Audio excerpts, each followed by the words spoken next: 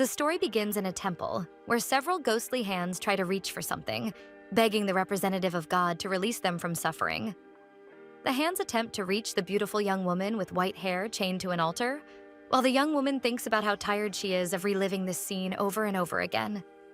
This scene is the only future she can see for herself, a future that results in her death. As she thinks, the ghostly hands continue to torment her, begging her to bless them. One of those hands grabs the girl's neck and starts to squeeze it tightly. With tears in her eyes and almost as if it were her duty, the young woman begins to say blessings, wishing happiness to everyone. She opens her eyes in despair and agony. A giant, imposing male statue watches everything, saying to the young woman that he should be the one to bless her. This monstrous statue calls her my wife. And upon hearing that, despair fills the young woman's eyes. The young woman then wakes up from her nightmares, panting and clearly frightened. A couple of believers kneel before her, calling her Your Holiness and asking if she is all right. The faithful, waiting for the young woman's blessing, whisper among themselves, noticing how shaken she suddenly became. The hand that is uncovered glows subtly, and the young woman, whose name is Nomi Balan and is the protagonist of this story, tells us that she has to see the fate of those she touches. And people believe that she was blessed directly by God himself. That's why she is known as the wife of God. But she is limited to doing only what the clerics order her to do, making her feel cursed for being forced to give only false blessings to the people. After touching the peasant woman's face, she announces to the woman that she will receive good news soon. The couple thanks her in tears because they will finally be able to have children. The protagonist responds that it's all by the mercy of the god Olak, but her face shows clear dissatisfaction. She finishes her blessings and dismisses the couple. We've barely started. And I already feel sorry for this girl, looking with sadness at the couple, because she knows that even though the couple will get pregnant, their child will be born dead. But unfortunately, she can't say that. She must obey the clerics and only tell the good part. A cleric approaches and bows to the priestess, calling her. He says that it is their duty to keep an eye on everyone, and also on her gift of prophecy, so that this talent will not be corrupted by the stains of the world. We can faintly see the big money these clerics make. It's not a small amount, right? The cleric says that she may go home and that he will take care of the remaining faithful. She replies that she wants to take a walk and asks if it's all right for her to do so, reinforcing that she believes it will purify her. Responding to her request, he says, "Do not change your clothes. And don't socialize with anyone outside," adds the protagonist, already knowing her restrictions. He finishes his instructions by reminding her that she must return in 30 minutes. If she is the wife of God, shouldn't she be the one giving orders? Our prophetess walks away sadly. Poor thing. As soon as she leaves, the cleric calls a younger priest and orders him to follow her and keep an eye on her. As she walks, our protagonist tells us that every year, on their god's birthday, the citizens go to the temple to celebrate. At that time, she sees everyone's future, but can only reveal what the preachers allow. People leave many gifts in the same place where she will be sacrificed in the future. Returning from her thoughts, she believes it would have been better if she had never been born with this ability. I'm already crying here. Some children call out to her from the gate, saying she dropped her glove. She was so lost in thought that she only noticed it now. Going to the gate bars, she thanks the little ones, and they recognize who she is. They are amazed by her, especially by her beauty. I think they're kind of right, aren't they? It is also revealed that only those considered worthy can enter the temple, implying that this little trio never had the chance to see her before. Curious, one of the children asks if it's true that she can see the future, and one of the boys replies that of course she can't. The others get angry with him and tell him to apologize to Her Holiness. The prophetess laughs and says it's fine, but the boy's words make her think of a believer who once said something similar in the past. But at that moment, a man soaked with water appears, approaching our protagonist. He shouts the prophetess's name, which we now know is Nomi Balan. He says that so this is where she's been hiding. He calls her a witch while Nomi looks shocked. "What did you do to me?" the man asks. The scene cuts to the same temple, but 1 year earlier. We see that this same young man was questioning the other about why they were visiting the temple, since their intention was to visit their great-aunt. The other replies that the elders asked him to bring a gift, an offering, to the temple as a representative of the family. The young man opens the box, looks at the gold and jewels, and makes a sly expression, implying that he would never waste so much money on donations. And in a way, he is surprised that the elders entrusted such treasure to a greedy scoundrel like him. He then slams the chest shut,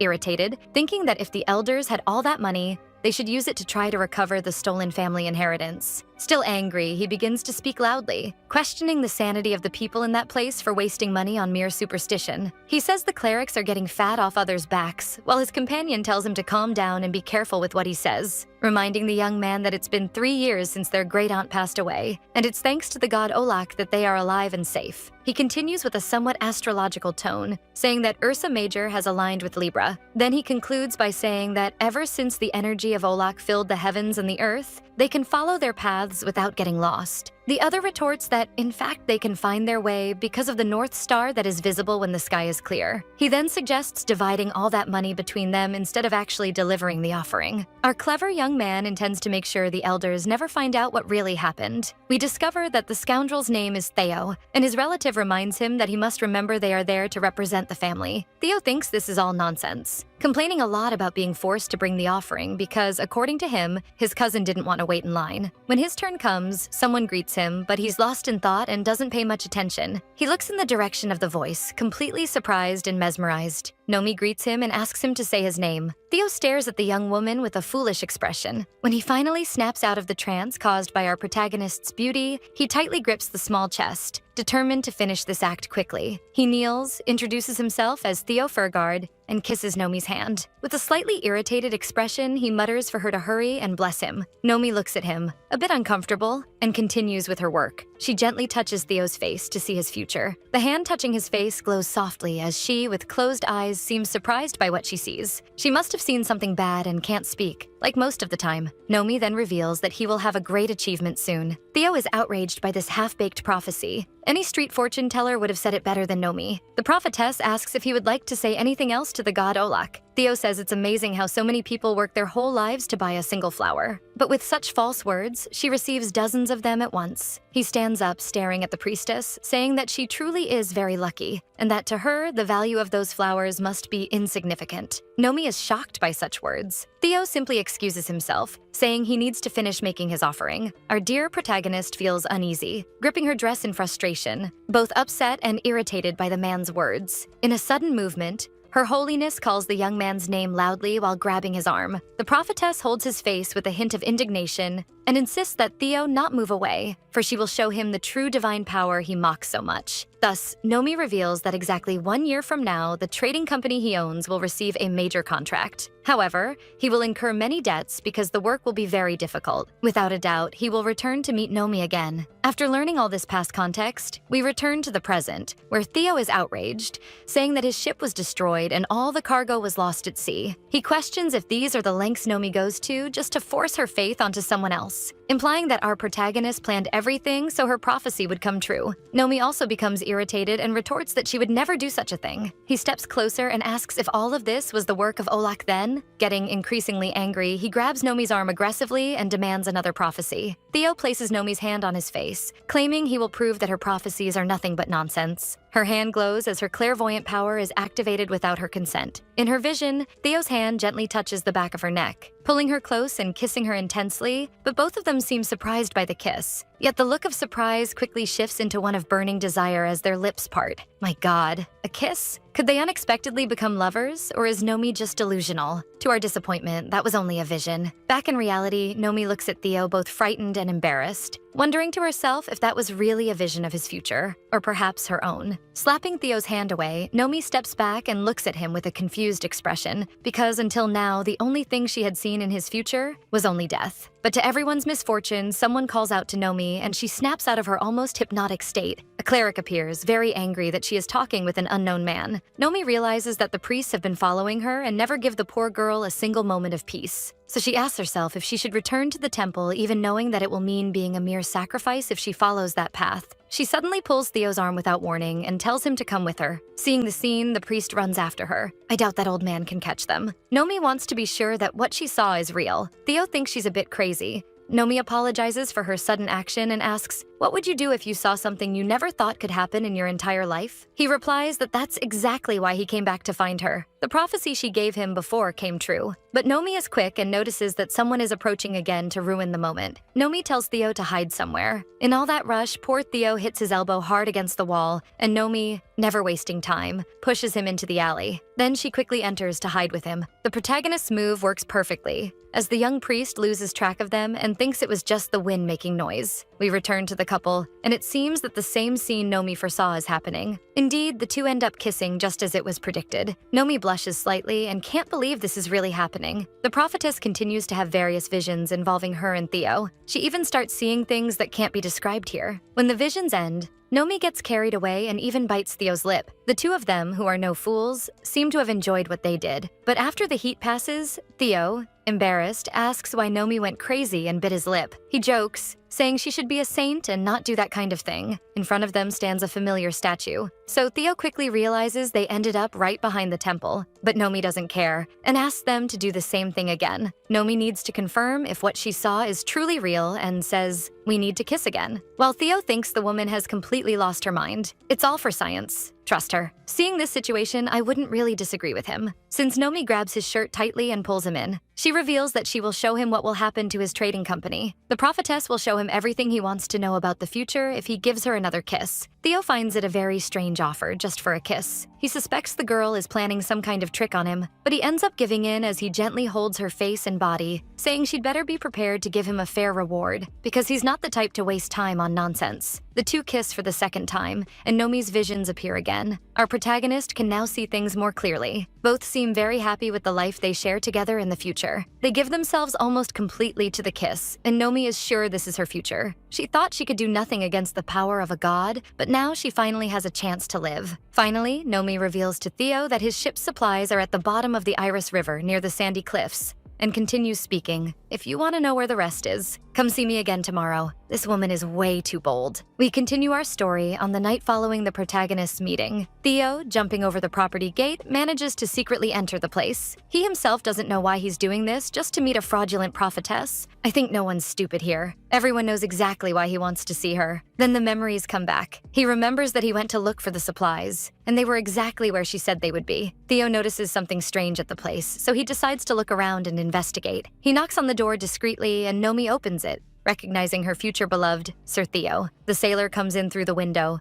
completely exhausted, complaining that Nomi lives too high up. The prophetess becomes all sweet and happy that he actually came to see her. She shows him a book, and without any shame or hesitation, the woman asks Theo to sleep with her that night. Theo questions if the girl has lost her mind. Nomi says she wants to play those good-natured games with him to challenge the writings of that book. Our protagonist shows in the scriptures that the wife of God must remain a virgin. "I don't want to be the wife of God anymore. Help me break free from this," exclaims the poor yet far from innocent Nomi. The prophetess even has the audacity to say that he doesn't need to stay the whole night. It's enough if they just do those acts. Theo never imagined he'd get himself into this just because of an offering at the temple. The sailor asks if she only wants to do that, or if she wants the clerics to catch them in the act. Nomi replies that's exactly what she wants. Theo says that doing this is a death sentence, but Nomi answers that everything will be fine according to her visions. In a few years, he will be holding an iron crown. He is confused about the iron crown and doesn't quite understand. Then Her Holiness speaks again and describes this crown with a silver-colored compass. Our merchant sailor grabs Nomi's arms, irritated that she knows about his family's inheritance. After that, Theo's suspicion of her begins to fade more and more. Nomi says she will reveal everything about the possessions,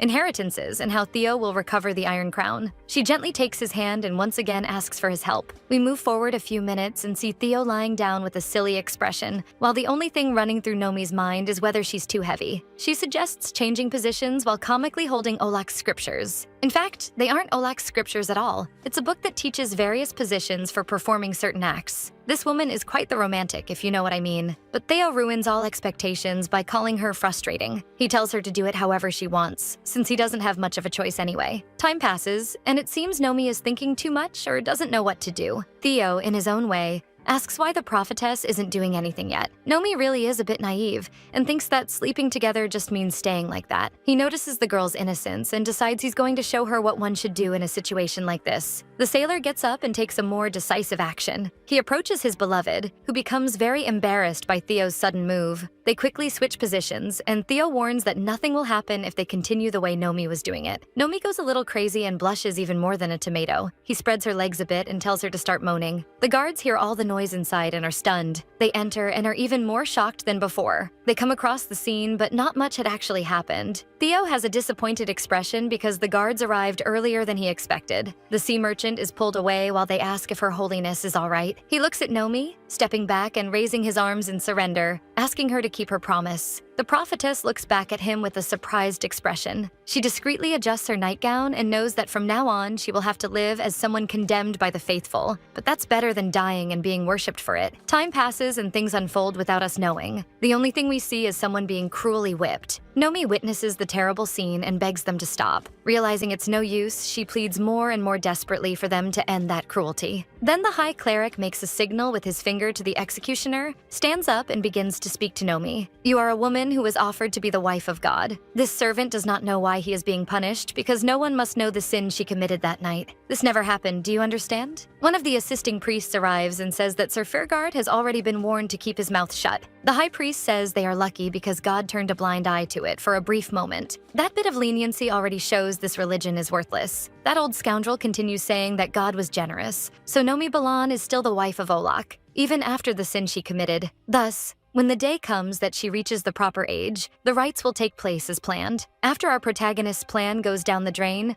Nomi warns that if she is placed impure on the altar, disasters will happen. She begs for that not to occur, but the priest shows his true face and says that a mere sheep raised to be sacrificed knows nothing about the will of God. Finally, he leaves, complaining that she disrespected God and the clergy, even threatening her by saying she must stop contaminating herself and become a worthy wife of God. He finishes the sermon by ordering the prophetess to go to her room and reflect on her actions. The gates of the Balan estate open, and we see Fergard and his cousin talking. He says it cost a lot to get Theo out of jail, and that he was lucky because everyone wanted to keep what happened a secret. No one wants that incident spreading among the common folk. The sermon continues to be given by our sailor's cousin, but Theo isn't even paying attention. As the elders said, a noble must act like a noble, he says, turning to Fergard. However, before the speech ends, Theo is already gone. The madman sneaks into the mansion because Nomi didn't keep her promise to reveal more details about his inheritance. Theo starts thinking he was a fool to give her what she wanted and not receive the reward. He also doesn't know why he's still in that castle, all because of that disgusting little prophetess. In the background, two people are talking. One of them says she feels sorry for Her Holiness. Even though they were born on the same day, one had to have their portrait exposed like this while the other is imprisoned, continues one of the women. In times like these, even being too beautiful is a sin. Lord Enzo is going to marry a young noble lady, and Her Holiness won't have the opportunity to witness it. What's the difference between a murder and being chosen as the wife of God? Theo overhears the women saying that Nomi's life is even more miserable than theirs, and he ends up feeling moved. He thought the prophetess was a spoiled princess surrounded by roses and comfort, but it seems he finally understood the girl's true reality. We find poor Balan in deep crisis in her room. We can feel her despair for not being able to change anything. She remembers her fate and feels she can't escape it anymore. But to the end of her and our despair, the crisis is interrupted by a gentle touch of a hand. Nomi gets startled, and Theo immediately comforts her, saying it's him. Right after, Fergard asks if she's going to be sacrificed. Our protagonist looks surprised and sad, crying in a tragicomic way. Theo covers her mouth so she won't cry so loudly and attract the guard's attention. The sailor can't believe a person would be sacrificed to a god that supposedly benefits humans. Nomi replies that the elders believe the sacrifice will please the god, and he will have more mercy on mankind. Our protagonist says, through tears, that unfortunately, that's what the doctrine of Olak teaches. Fergard is deeply moved and remembers that old people cause a lot of trouble no matter where they are. Clenching his fist, he recalls how others judged him for being a noble who opened his own business. He gathers courage, stands up, and asks Nomi if she would accept being the wife of Olak,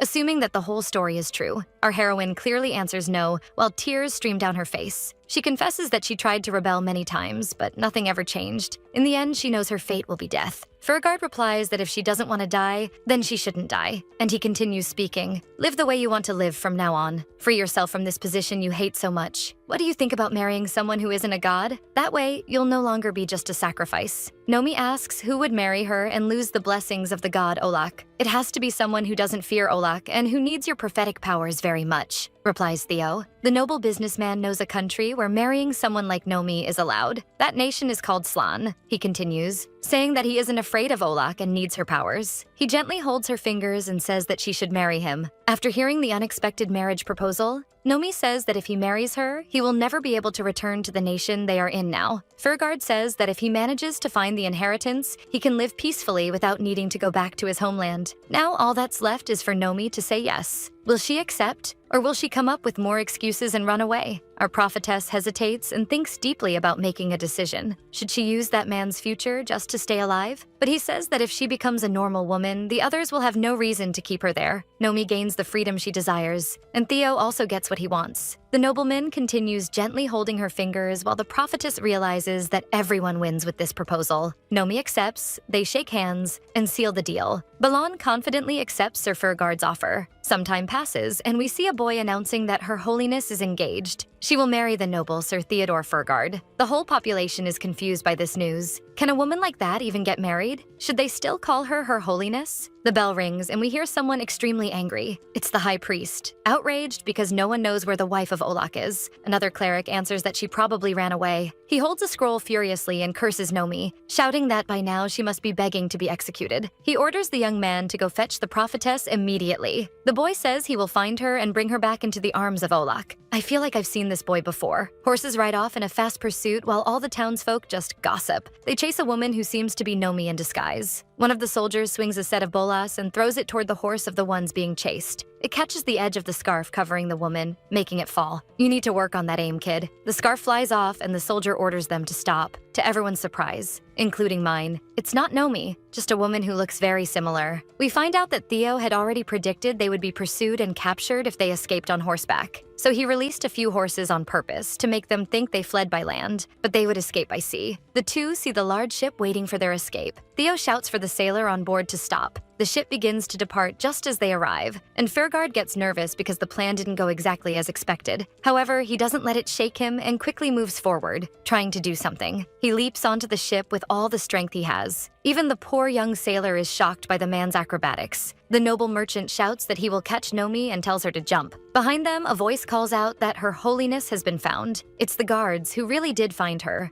pleading for her not to leave. Nomi gathers her courage, ignores the soldiers' voices, and jumps toward the ship, heart pounding. The woman practically takes flight, and Theo waits with open arms. Soon, landing safely, Furgard holds and embraces his beloved fiancée. Now that everyone is aboard, even the horn is blown by the young sailor, signaling that the ship may sail in peace. Nomi turns to the side and bids farewell with her eyes to the land that wronged her. A bird arrives and lands right on Theo's arm, and the prophetess asks why Furgard brought a bird with him. He replies that he has a friend in Slan and will send a message to him. The bird flies off to the other nation, ready to deliver the letter. Theo gently pulls the hood back over his bride with care and tells her she must stay covered to remain disguised. Nomi also feels worried about her mansion's servants now that she's gone. Theo says they will be fine. Theo says the journey to Slan will be long, but Balan is worried about something else. She looks at the sea and realizes that it isn't an illusion from her visions, but that it's truly the ocean. The poor thing had never seen the sea before. Now I'm crying. Nomi, while gazing at the sea for the first time, finds herself thinking about how much more vivid it is in person. Even the air. The protagonist thinks that the sea air is a bit dirty, wondering if that is the smell of the ocean. Then a group of dolphins appears, leaping gracefully as Nomi watches them. She says she's seen them in books and that they are whales. Poor woman. Either she's a bit clueless, or the people who made those books fooled everyone. Nomi comments that they really do travel in groups, leaning more and more over the side of the ship. Before she can fall, Sir Theo holds her so that a tragedy doesn't happen. Can you imagine if after everything they've been through, she still fell into the sea? Theo speaks to her with great concern so that Nomi won't hurt herself because there's still a long journey ahead. Nomi replies that she was watching the whales. Furgard looks at the sea and laughs, amused by Nomi's naivety, saying that they're dolphins, not whales. Night falls, and our protagonist is overjoyed, singing and dancing while Theo watches from afar, thoughtful, drinking his mug of beer. The noble sailor is thinking that in 2 days they will reach the black rocks of the barren lands. Once they pass through them, they can get help from that man. But according to him, considering everything that has happened, the problem with this entire journey will be Nomi. One of the sailors offers Nomi a drink, and she accepts. but Theo quickly interferes and warns her not to accept everything people offer her. Then we see that she even accepted dog food. On top of that, she managed to tangle her hair completely. Theo had to untangle everything and still listen to the protagonist's complaints. After going through all this with his beloved, Furgard fears that Nomi might not survive the journey. The protagonist just walks up to him gracefully, calling out his name. She says she wants to tell her fiancé something, and Theo asks what it is. Then Nomi smiles sweetly and thanks Theo for letting her, for the first time, know what it truly means to be happy. I'm sure he completely melted after that smile. Theo lowers his mug,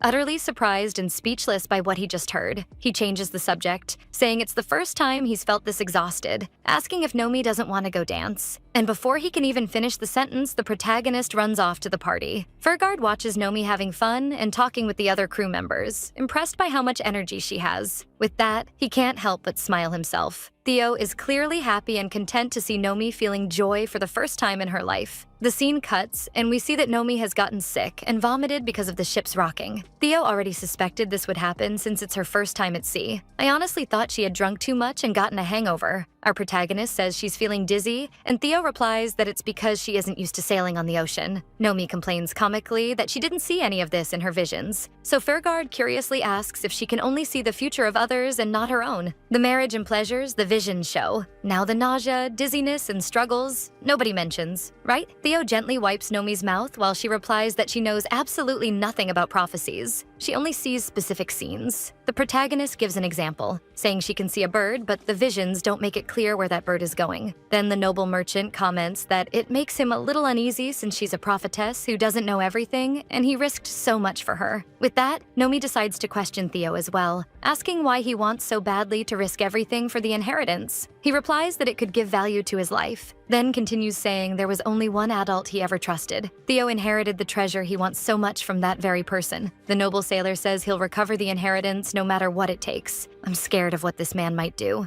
Then Nomi asks how this item can prove his worth. Furgard just teases Nomi, saying that it's grown-up business and she doesn't need to know all the details of the story. Not very satisfied with the answer, Nomi questions him about Slan and wants to know what kind of place that kingdom is. Theo says that the place is like an oasis in the middle of the desert, with land as fertile and vibrant as the people who live freely there. Hearing the word oasis, Nomi becomes thoughtful and repeats it to herself. She hopes they will find comfort in that kingdom, just as its name suggests. The scene cuts, time passes, and we see Nomi and Theo riding through a vast desert. Theo points ahead and asks if Nomi can see the black rocks in the distance. The sailor says that once they cross the rocks, they will be able to become citizens of Slan. But at the very moment he finishes the sentence, an arrow grazes his face. Theo grabs Nomi safely and pulls her down so she won't be hit by the arrow. Our protagonist looks back and is shocked to see that a hostile group of men on horseback has already caught up to them. The dust settles, and Nomi realizes that her pursuer is none other than Enzo, her brother. Now the brother will either break free from the lie or regret it dearly. Enzo coldly praises his sister Nomi, then wonders if the compliments should actually go to her companion instead. He slowly takes one of the arrows from his quiver and reveals that he discovered Nomi's plan to escape by sea. Nomi looks at her brother in shock,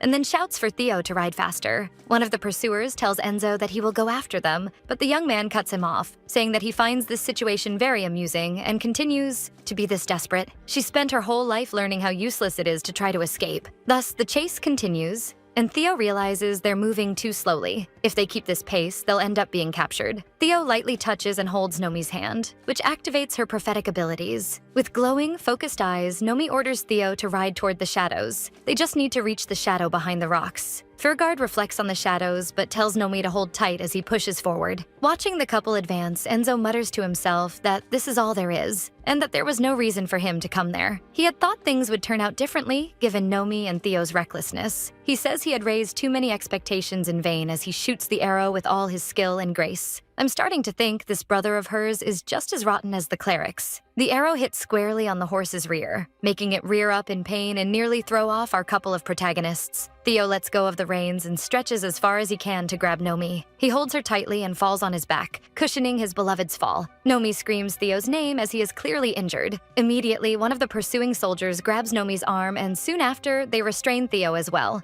Enzo approaches, cold and slow, saying he's a bit shocked. Shocked to think there was someone so bold among the devout Furgard, and that he even had the nerve to try marrying a sacred woman. I'm getting angrier and angrier at this spoiled brat pretending to be cold and calculating. Drawing his blade from its sheath, Enzo continues. saying that according to doctrine, now Theo's entire family should be executed, but our clerics wish to be generous, so only your life will be taken, says Theo's brother with blind obedience, bringing the sword closer to Fergard's shoulder. Nomi stares into her brother's eyes and realizes he truly intends to do what he's saying. Filled with courage, the protagonist decides to act and elbows one of the soldiers hard in the stomach. She takes the sword from his sheath, and another guard notices, shouting desperately the title of Her Holiness. Nomi stands up and brings the sword close to herself, telling Enzo to stop, or she'll cut her own neck with the blade. She brings the sword even closer to her throat and yells with more intensity for Enzo to leave Theo alone. This woman has more courage and spirit than Enzo, and all these little soldiers combined. The protagonist's brother is taken aback, and Nomi knows exactly what she's doing. She knows her brother won't let her die because she's a sacrifice to God. The emotionless villain vanished in an instant. What an idiot of a boy. Nomi doesn't take a single step back and continues threatening her brother and the others. Outraged, Enzo demands to know why she keeps fighting when she's nothing more than a cornered little rat. But all the commotion ends when a voice echoes through the desert, ordering everyone to stop.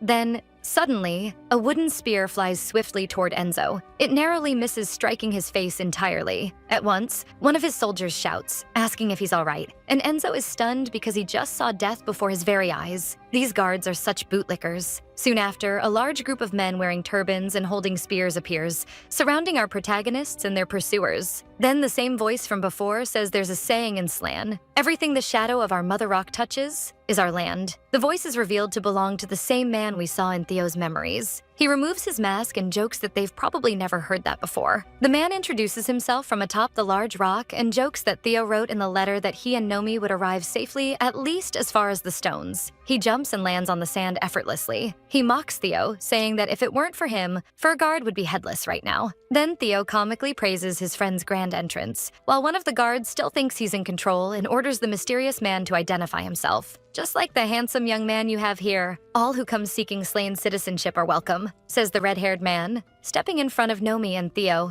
Enzo, however, becomes intrigued by the redhead's tattoo. He then remembers that the tattoo means he's a knight of the Palace of Slan. Realizing things could get worse, Enzo orders the soldiers to lower their weapons. And with his usual playful attitude, the redhead remarks that at least there's one young man among them with common sense. He orders Enzo and the guards to leave and let his friend go in peace before the shadows grow longer. He even asks for one small favor, that they return his spear before leaving. The scene cuts, and one of the guards asks Enzo what they're going to do now that they've been expelled from Slan. Enzo simply replies that there's nothing more he can do, just like that Napoleon meme. "We must report everything we saw here to the Archbishop, and he will decide what to do," concludes Enzo. Looks like the brother really is a bastard. No redemption for him after all. After that, we return to the Great Rocks, and Theo is helped by the warriors of Slan. Emotional, Nomi rushes forward, places her hands lovingly on Theo, and thanks him for everything turning out well. The atmosphere becomes much lighter, and the redhead orders one of his warriors to get a horse for the couple. Nomi and Theo share a tender moment, but the redhead calls Theo and pulls him forcefully close in an overly strong brotherly greeting. And we learn from Theo's mouth that the friend's name is Pierre. Still holding him in a friendly headlock, Pierre says it's been a long time since he last saw his partner, and Theo replies that Pierre hasn't changed one bit and is still the same. Fergard says Pierre acted well in front of the guards, and Pierre responds that he had to show just how close they were. After the whole reunion, Theo tells Nomi that this man is the friend he mentioned on the ship.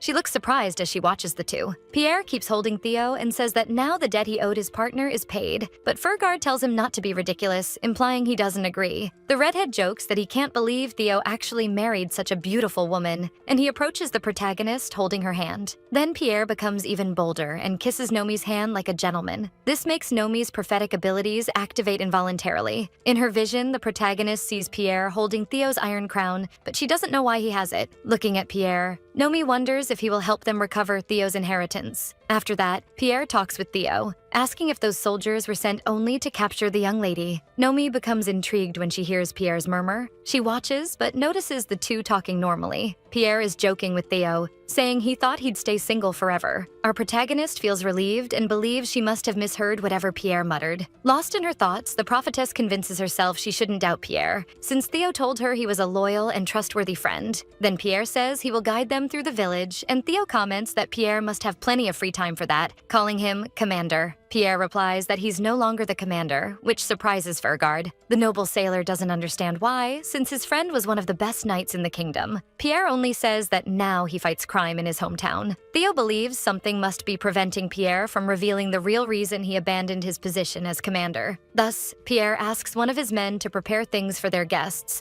while Theo continues musing that Pierre's village is as large as the capital, and that it would be good for Nomi to rest a bit. Fergard takes the horse's reins, tells Nomi to get on, and she asks where they're going. Theo replies that they're heading to Anthera, one of the most beautiful cities in the whole country. Lifting Nomi gently, he says that Anthera is located on an important trade route, so there she'll be able to see people and spices of all kinds. "You'll like it there," says Theo, looking at her with great tenderness. We move forward a little, and Pierre says they're almost there, and that it's been a long time since Theo was last welcomed in those lands. Nomi looks very tired, and Fergard extends his hand, telling her to hold on. Theo helps the protagonist off the horse carefully, asks if she's all right, and Nomi says she is. However, at that exact moment, she steps wrong on the sand, which pulls her downward, and she trips in panic. But Pierre is quicker and catches her, telling her to be careful because the ground isn't what it used to be. Our protagonist thanks him. I have a feeling this Pierre is going to cause trouble later. He continues, saying there are parts of the land that try to drag people down. "Follow me and watch your steps," warns Pierre. Nomi becomes intrigued by the sand that pulls people down and continues walking very carefully. The group heads toward Anthera, and the sands seem to be quite restless, clearly hiding something. There's something fishy here, and probably more than one thing. Nomi and Theo finally arrive in the city, but are deeply shocked by what they see. Looking around the village, Theo questions if this is really the so-called beautiful Anthera. It must have been many years since Theo last came here, and the city has gone to ruin. The village is completely devastated and abandoned, and Fergard asks what happened there. Pierre replies that Anthera is the old name of this city. According to the redhead, Anthera is now known as the Oasis of Lamentations. The land was cursed, and howls can be heard every night. He comments that the walk to the main hall is long, so he'll tell the rest of the story on the way. Poor Theo probably got himself into another mess. Then Pierre begins the story, saying that the Anthera Theo knew was from the time when the city was called the center of trade and commerce. The land was fertile,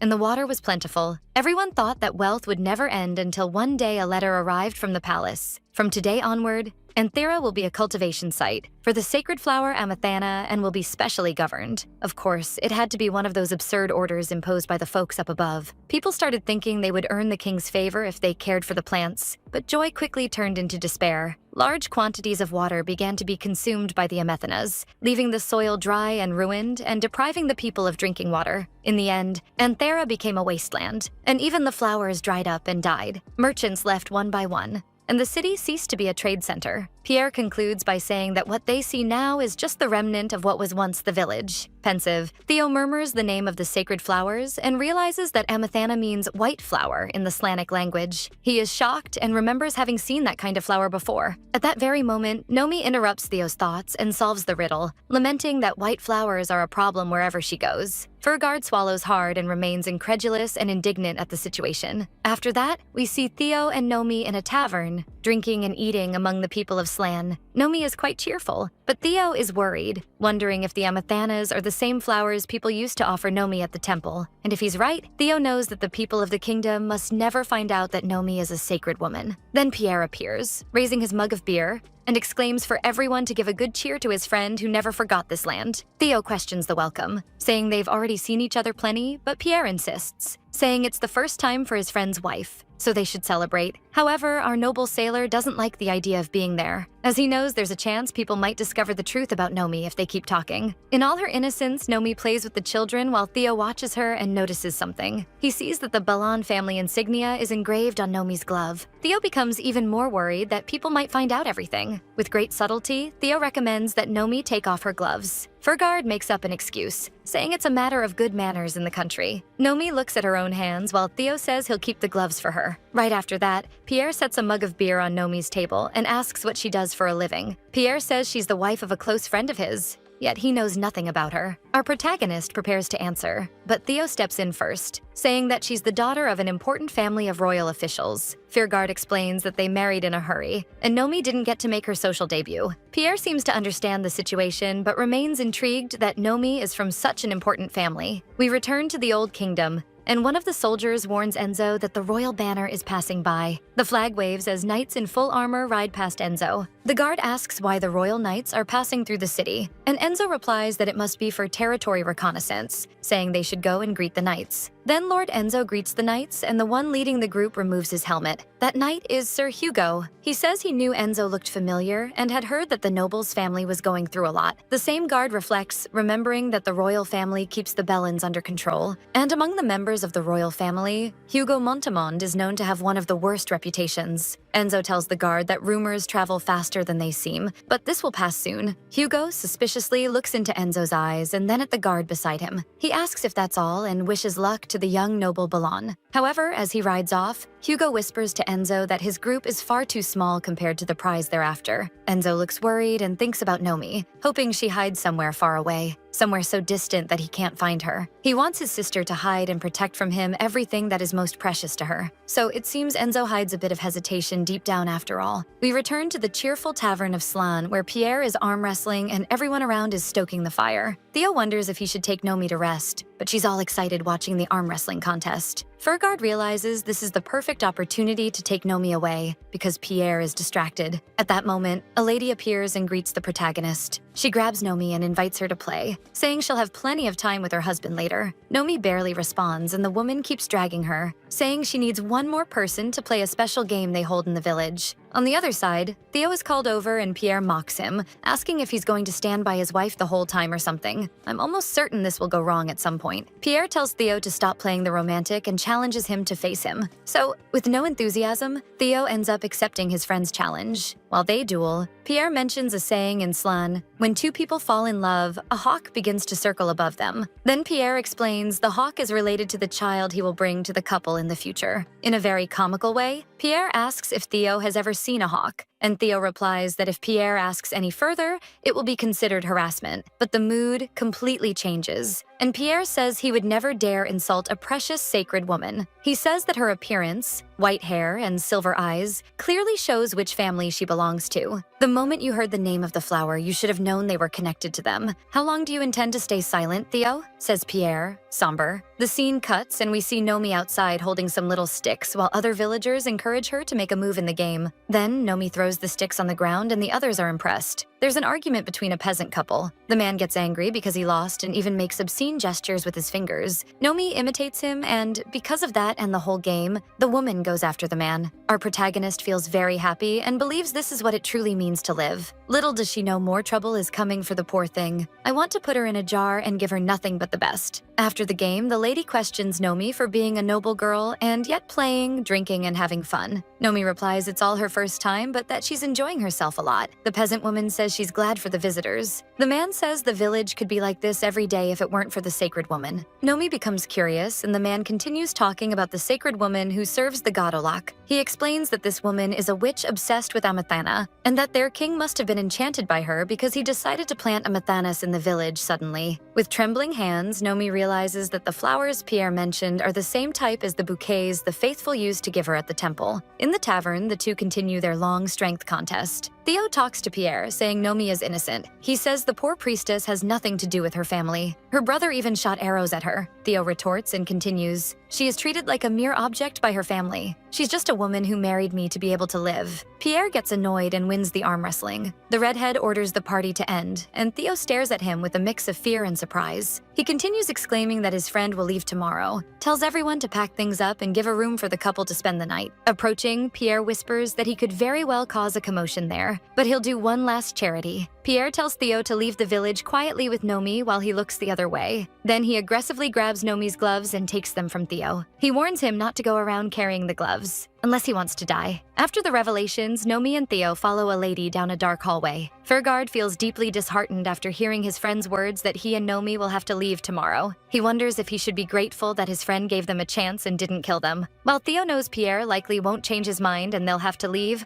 Nomi also approaches, clearly saddened. With a heavy conscience, Nomi reflects that the village is the way it is because of her fault. She understands that's why Theo hid her identity. Soon the lady informs them that they've reached the room where they'll spend the night. Theo asks if there's only one room, and the lady replies, yes, since they're married. She jokes that the bed is quite luxurious and that she had her fifth, but is cut off before she finishes the sentence. She was definitely talking about those satisfying matters. So the two enter the room, and Theo had already suspected the woman was planning something different for them. Embarrassed, Furgard tells Nomi to take the bed while he'll turn to the sofa. But gently, Nomi tugs on Theo's sleeve and starts a conversation. She says she found out that this village seems to have been deeply affected negatively by Olak. Still distressed, she says she can't keep pretending she doesn't know that. Thus, Theo remembers his friend's warning not to carry the bell-on gloves if he didn't want to die. In a sudden move, Furgard grabs Nomi's arm tightly, asking if Pierre hurt or threatened her while he wasn't around. The protagonist looks at Theo sadly and realizes he already knew everything. She asks why he didn't tell her anything. Theo retorts that her knowing it isn't necessarily a good thing. Nomi grows furious and says he should let her decide for herself. Holding her lightly, Theo says that would only make things uncomfortable for both of them. He reveals that Pierre also already discovered the secret, and they must leave at the first light of dawn. Completely opposed, the protagonist exclaims that she wants to stay in the country,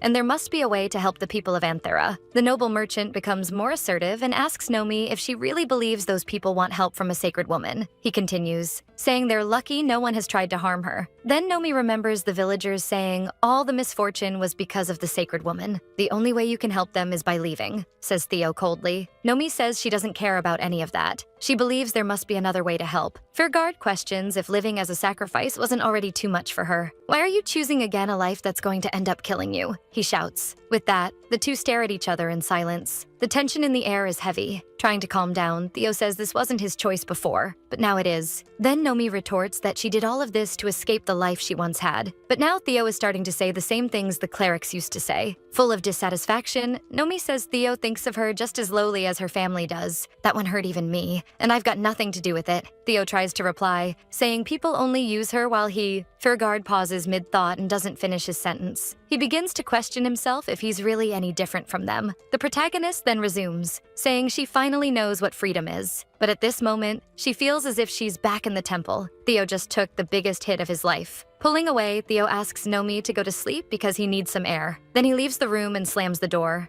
Angry and reflective. Lying on the bed, Nomi feels very angry about the whole situation. She thinks that all she's ever done is hide and tell people their luck or misfortune. Nomi fears she won't be able to change anything and that everything will go back to the way it was before. But now Nomi is determined and realizes she needs to change something. Our protagonist knows that if she doesn't change anything, no one will. Unexpectedly, something happens, and Nomi wakes up confused in a field full of white flowers. Sitting among the amathanas, Nomi wonders where she is. Then we see a person holding and gently twirling a flower, approaching and saying to Nomi, "Since you left my arms, you've only faced hardships, haven't you?" The figure is revealed to be a man with white hair and green eyes, looking somewhat like Nomi herself. Balan stands up and asks the man who he is. The man snaps his fingers and asks if that form of his isn't familiar to her. He says that with the way people describe him, it's hard to recognize him indeed. Then he transforms into an exact replica of the statue of the god Olak. Amazed, Nomi looks at him with a mix of awe and shock. "I've been waiting for you, my dear wife," reveals the god Olak. Olak says he has been waiting for Nomi and that it is painful to see her in that state. Then he comments that the world is painful when one is learning to be a bride. Walking toward Nomi, he says he was starting to get bored. That's why he decided it was time to bring the bride to his side. Olak approaches, almost touching Nomi's chin,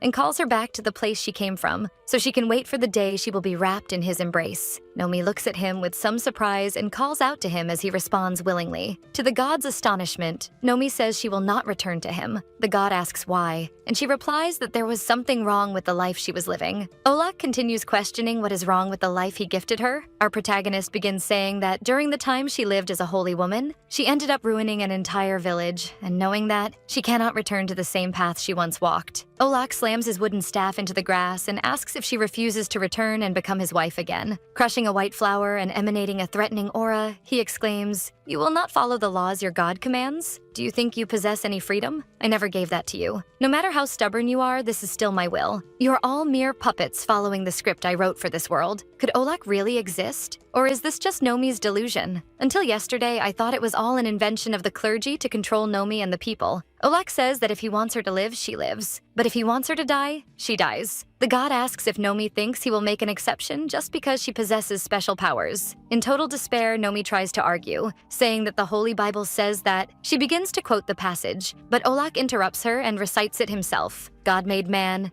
and breathed his will into him. Growing ever more threatening, Olak reaffirms that the will is his. not Nomi's. The evil god then challenges Nomi to confirm that for herself and see if free will truly exists. He goes on to say that he knows she wants to help the village, that he knows her desire is to help them regain everything they lost. Water, for example. He reminds her, the guy is so evil he even grew vampire fangs. Olak says it is indeed possible for her to do that. The god says that if she remains there, he will make the land into an oasis, but with one condition. In exchange for the water, someone will have to die. Then he says he wants to see if her will can surpass the story he has already written for those people, and he even mocks her, asking if that isn't fun. On the other hand, Nomi clenches her fists and says she will never gamble with other people's lives. Olak retorts that he never gave her the luxury of choice. He threatens her, asking if she would like him to take everything from her. Bringing his fingers to her chin, Olak says he is genuine and always does what he says, even if it costs his wife's sadness. He approaches, nearly kissing Nomi's forehead, and wishes her sweet dreams and a good rest, warning that the protagonist will now have to fight against his prophecy. The god makes a gesture with his fingers and sends Nomi away. Then he bids farewell and tells Nomi that they will meet again soon. As the god departs, Nomi seems to fall into an endless void. However, she wakes up and finds herself in the arms of the redhead Pierre. Nomi asks why he is there, and Pierre simply watches her with a reflective look. Gently touching Nomi's hand, Pierre apologizes for the misunderstanding. He explains that he was passing nearby and happened to hear a scream. In his memories, we see that this is exactly what happened. Or was it really? Then he steps back and returns the gloves to Nomi. But as he wishes Nomi a good night, the small chandelier begins to sway strangely. Nomi screams, trying to warn Pierre, and almost at the same moment, the chandelier detaches from the ceiling. At fatal speed, the chandelier shatters on the floor along with a piece of the ceiling falling right in front of Sir Pierre, narrowly saving him from injury or even tragedy. Because of that, Pierre is extremely confused by the partial collapse of the ceiling. Nomi panics and already imagines what might have caused this incident. The protagonist remembers the god Olak saying that she will now have to face his prophecy. She looks at the broken pieces of the chandelier and the ceiling with disgust, knowing that Olak's provocation has begun. Gathering the shards and debris with Nomi, Pierre tells her to try to ignore it, at least for tonight. He says it won't be a problem since she'll be leaving tomorrow. Nomi gathers her courage and gently asks Pierre to let her and Theo stay in the country for a few more days. Pierre hesitates a little and asks if she really believes he will accept the proposal, and with even more determination, she says she knows Pierre hates her and that she has no right to apologize. The redhead stands and coldly says that it's good Nomi knows that, and continues, "Then it's better that you leave." Watching Pierre turn his back and walk away, she realizes his hatred for her is as firm as the destiny Olak gave her, but she refuses to give up. She clenches her fists and knows she can no longer live as she did before and do nothing. Then Nomi steps forward bravely and stops Pierre, saying, "Please, allow me to do what I can before I leave." Once again, the woman shows she has more guts than all the men in this story. Our protagonist says she wants to use her powers to find what the village needs most and continues, "I'm not seeking forgiveness. You can be angry and even curse me, but don't ask me to pretend my past mistakes never happened." Outside the inn, Theo continues to torture himself with his thoughts. He remembers the argument with Nomi when he said he didn't use her the way others did. Theo realizes he actually was using Nomi just like the others, and doesn't understand why he feels so strange about it. Fergard exclaims it must be because Nomi wants to go back to being a walking sacrifice again. Another thought crosses his mind, and he wonders if he should even be this angry about it. But the next second, he gets irritated that Nomi is being so foolish. Voices echo in his head, and he thinks their relationship is just a temporary one, and that he shouldn't care anymore. It's like the angel and devil arguing inside his head. Theo lets out such an anguished cry of confusion that even the passing cat's fur stood on end. He puts a hand on his conscience and can't understand why his emotions become so unstable when it comes to Nomi. "Just admit you love her already, my guy. Stop being such a fool." Still lost in his reflections, he remembers Nomi confessing that she knows what freedom is now, but at that moment, she felt like she had returned to the prison of the temple. He wonders, deeply upset, if that's really how Nomi feels. But all these thoughts are interrupted when Theo hears a noise coming from the inn. He walks around the place looking for the source of the crash. Theo recalls that people call Anthera the oasis of lamentations, but the ground doesn't literally cry, so he has no idea where the sound came from. The nobleman even thinks about putting his ear to the ground just to check if it's really the soil weeping, but he gives up on the idea, thinking the ground can lament all it wants. He must find Nomi and apologize to her. Then, climbing the stairs of the inn, Theo practices the different apologies he could say to Nomi. Nomi. Soon he pushes aside his anxiety and thinks it's just an apology, and the most important thing is to say it quickly. He even remembers his great aunt saying, "Be it money or feelings, if it's late, the payment must come with interest." He approaches the room and sees Pierre's spear lying near the door. Entering the room, Theo finds Nomi and Pierre together there. Furgard looks at the two of them and the whole room, including the remnants of the fallen ceiling. Without even asking, Theo flares up and curses Pierre,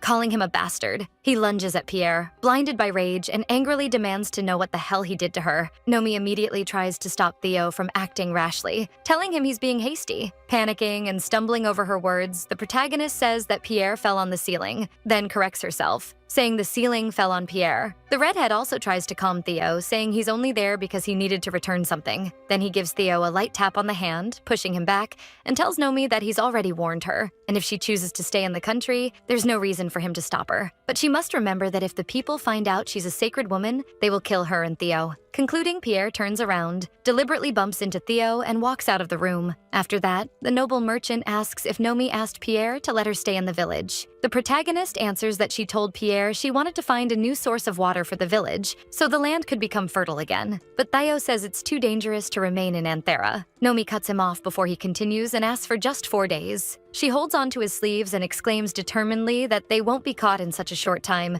and she'll make sure nothing happens to Theo, continuing, "You said the day you proposed to me that I should use our marriage to live the life I wanted. I never want to live again as that sacred woman you despised, the one who so easily received flowers from other nations. So please, give me just 4 days. Give me the chance to live the life we both want." Nomi continues gently holding Theo's arm and asks once more for them to stay. I doubt he can say no now. The protagonist thinks she should have apologized for the way she spoke to Theo, but instead she only asked for what she wanted. Theo, on the other hand, is also reflective because he went to the room intending to apologize to his fiancée. He looks at her and questions himself about what he's doing. Then, completely moved and defeated by Nomi, Theo agrees to stay. Nomi immediately smiles brightly and thanks Theo, who tries to act tough and says that in 4 days, they're leaving. Sometime later, Nomi and Pierre watch the excited children playing ball. Pierre asks if Theo isn't going to join them, and Nomi replies he won't. He's readjusting his plans. The protagonist knows Theo accepted the proposal but wasn't happy about it, so it's obvious he wouldn't show up.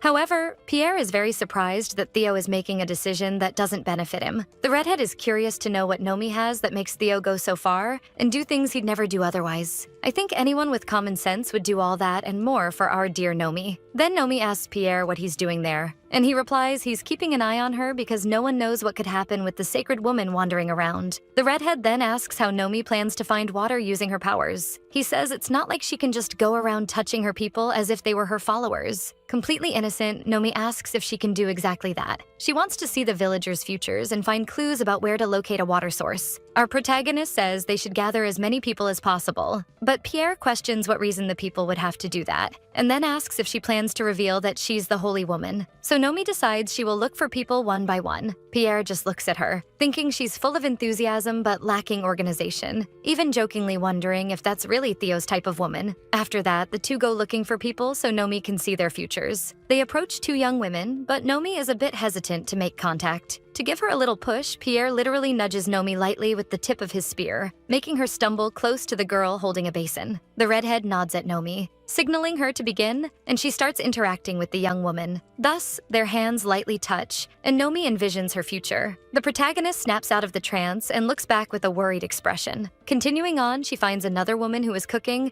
and without the woman even noticing, touches her hand, once again seeing the future. Later, Nomi interacts with a group of 3 masons, and one of them accidentally brushes her hand, activating her clairvoyance. She bids the men farewell as they walk away, unaware that their futures were just seen. However, even after reading the futures of several villagers, Nomi's expression is one of deep sadness. Nomi cannot understand why she keeps seeing such a tragic future in the people's memories and desperately questions, does everyone have to die for the water to be found? Nomi asks herself if this is the future Olak wrote, a future where everyone dies because of the path she chose. Lost in her visions, she ends up tripping again on the ground, and once more, Pierre catches her before she falls, saying he already warned her that the ground drags people down, so she should be careful. At the moment Pierre holds her, Nomi's powers activate, and she has a vision of his future. she realizes that even Pierre ends up dying in her visions. Sensing something strange about Nomi, Pierre tells her to explain what happened. The protagonist replies that she sees the same future in everyone, but only she knows that the future is filled with death. Then Pierre asks if her visions weren't enough to find water. However, Nomi cannot tell if what she saw were really clues leading to a water source or merely threats from Olak. She starts wondering if there's no other alternative. Within seconds, Nomi seems to have found a solution and looks back at Pierre. Our protagonist remembers that when she kissed Theo, she saw multiple futures. So if she touches people with her lips, she might be able to see further. I don't think this solution will be very orthodox. With that, she exclaims that there is another way. Looking at Pierre with all the excitement in the world, she says she can kiss people. Then we find out Theo went looking for Nomi but couldn't find her. He wonders if she went outside the village, given how reckless she is, right? But as Theo walks closer, a group of children invite him to play, saying Pierre told them he's good at the game. Annoyed, Theo replies that he's busy and tells the kids to be careful with the ground while they play. The children get upset and start saying they heard he was mean, and now they see it's true. One of the boys even comments that he feels sorry for Theo's wife. Theo gets angry and yells at the brats, but they just run off laughing at him. While running away from Theo, a mysterious figure appears in front of them and stops the ball with his foot. They look confused and seem like they've never seen that person before. The figure reveals himself to be a boy around the same age as the group of children and greets them. The boy says he was just getting bored. Then he asks if they'll play with him. Is it just me? Or is this creepy kid actually Olak? We return to our protagonist, and Pierre asks if she really wants to go around kissing people, and she confirms that she does. Nomi explains that when she did that with Theo, she saw several other futures, and that's why she wants to use her lips on people. Pierre says they use kissing as a greeting in slang, but only on the hand or a brief touch on the cheek. Soon the redhead wonders why he's even taking Nomi's words so seriously. Then he says it's wrong, because a married woman can't go around kissing others. However, Nomi replies that it's only so she can see the future. It's all for science. But Pierre continues, saying that in Nomi's homeland, people did anything to hear a prophecy from her. But in this land, things are different. In Slan, Nomi is nothing more than a common citizen and must follow the country's proper customs, warns Pierre. Nomi tries to argue, asking what if that's the only way. But Pierre firmly replies that it would be as good as nothing. Annoyed,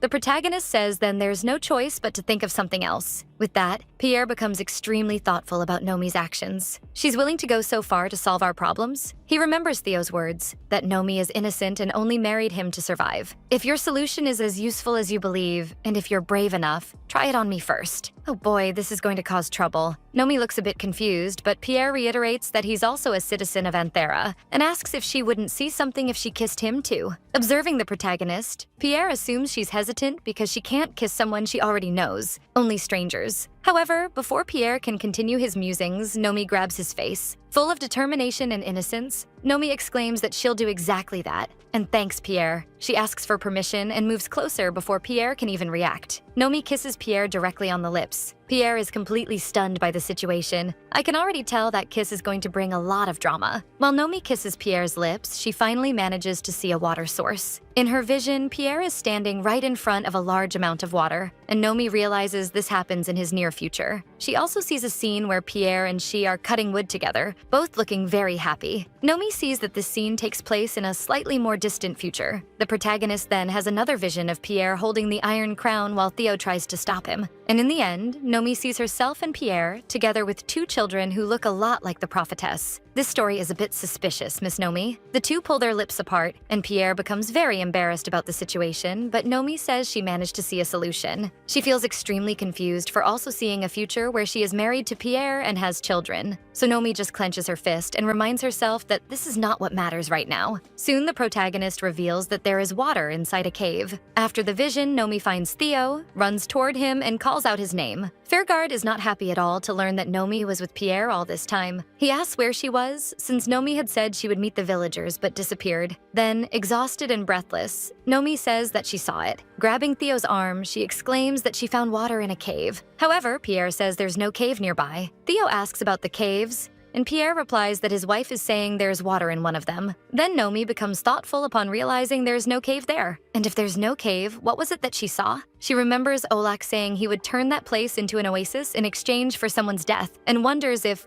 to obtain water, someone really will have to die. With that, Theo says that if there's no cave, they should look for something that resembles one. Her visions have never been wrong, says Theo. The sailor asks Nomi to investigate again more carefully, as there must be some clue she overlooked. On the other hand, Pierre says she saw the future she wanted, but asks if there's any other problem. Then Nomi reveals that she believes someone will need to be sacrificed to find the water. The protagonist also confesses that she only sees death in everyone's future. Theo stammers a bit and asks if she's sure about that, adding that it might be different if she looks again. Pierre retorts, saying Theo himself said his wife's visions never fail. Soon the redhead asks if one person will make this sacrifice, and Nomi replies that she's not entirely sure. Determined, Pierre says Nomi must be sure, because he intends to be that sacrifice. Theo, shocked, asks what Pierre plans to do. Theo, it seems it's time to use the life you saved, says Pierre. We go back 7 years and see a terrible battle taking place in Slan. The young Pierre holds his spear with a fearful expression in front of 2 soldiers. With agility and skill, he manages to overcome his opponents. Staggering, Pierre walks wearily across the devastated battlefield. Our desert warrior is so exhausted he can barely stand, and his vision begins to blur. He falls to his knees and finally collapses. The only thought crossing his mind is whether he's going to die on the battlefield. But someone approaches, and Pierre's first reaction is fear. Pierre knows that if he falls asleep, it will all be over for him. But luckily for him, the person approaching is none other than our dear Theodore Furgard. Continuing in Pierre's memories, we see him lying down, recovering from his battle wounds. He looks around the room and wonders where he is. Then Pierre notices the presence of 2 people talking. We find out that these 2 are Theo and his aunt. The young Furgard says he was going to leave Pierre where he was, but decided to rescue him because the redhead was still breathing. The aunt then replies that he did the right thing. Pierre becomes confused, wondering if he was captured by the enemy, and he can't move. At that moment, the 2 ask if he woke up and turned toward Pierre. Our warrior of Slan regains movement and drinks some water. The poor guy must have been thirstier than someone back from the Sahara Desert. Wiping his mouth, Pierre says that he will surely repay the favor Theo did for him. Soon, Theo's aunt comments that she hopes Pierre isn't late, because he'll have to repay that favor with plenty of interest. Crossing his arms, Theo asks why his aunt wants to charge interest. Then he points at Pierre, all smug, and warns that the redhead owes him that favor. We return to the present, and Theo shouts indignantly for Pierre to stop with this nonsense right now. Theo exclaims that he can't just say he wants to kill himself. But at that exact moment, the 3 look in desperation at something happening. Being practically swallowed by sand, the boy who was playing ball cries for help in anguish. Without thinking twice, Pierre grabs a rope and walks toward the struggling boy. He spins the rope into a loop and tells the boy to grab it, throwing it right beside him. Pierre isn't just a warrior. He's also a bit of a cowboy. While the boy holds the loop, Pierre says they need to pull him back, and Theo also grabs the rope to help. However, Nomi runs toward them, realizing the boy isn't moving at all. Then she hears a sinister voice mocking how fun it is to watch humans because they fear death. Nomi turns and sees a child continuing to speak, saying that's why he can't stop doing these things. The boy talking to Nomi, the same one who terrified the children before, reveals himself to be none other than the god Olak in another form, calling the protagonist his wife. Olak spreads his arms, creating a sort of dome around himself and Nomi, leaving her frozen in shock. Confused and a bit stunned, the protagonist asks what this is. The god Olak just smiles and asks if they could talk for a moment. Meanwhile, no matter how hard they try, the boy keeps sinking in despair, crying countless tears. Nomi watches and calls out to Theo and Pierre from inside the dome Olak created, but they can't hear her. Then she shouts, asking if they can hear her, and Olak says there's no need to scream as she can't escape from there. He says that no one outside can see what's happening inside. Our protagonist keeps trying to communicate with those outside, but Olak insists it's useless, that she should give up and let them die. With chilling coldness, Olak says the boy has nothing to do with Nomi. He walks toward her and says the boy didn't even know she existed before she arrived in the city, and continues, "Wouldn't it be better for you to just find the water and let him die? All humans will die someday. Haven't you gotten used to that idea yet? Death will come to every human being." Hearing that, Nomi is shocked and wonders if Olak truly doesn't care about anyone. This so-called god is quite the trickster. She remembers when she was brought before the cleric at the temple as he said her name. In tears, the protagonist receives the title of God's wife given by the clerics. Nomi also recalls her dream where she was sacrificed and wished to live more than anything. In the dream, hands enveloped her as she cried and pleaded for her life. Then, with a serious and determined expression,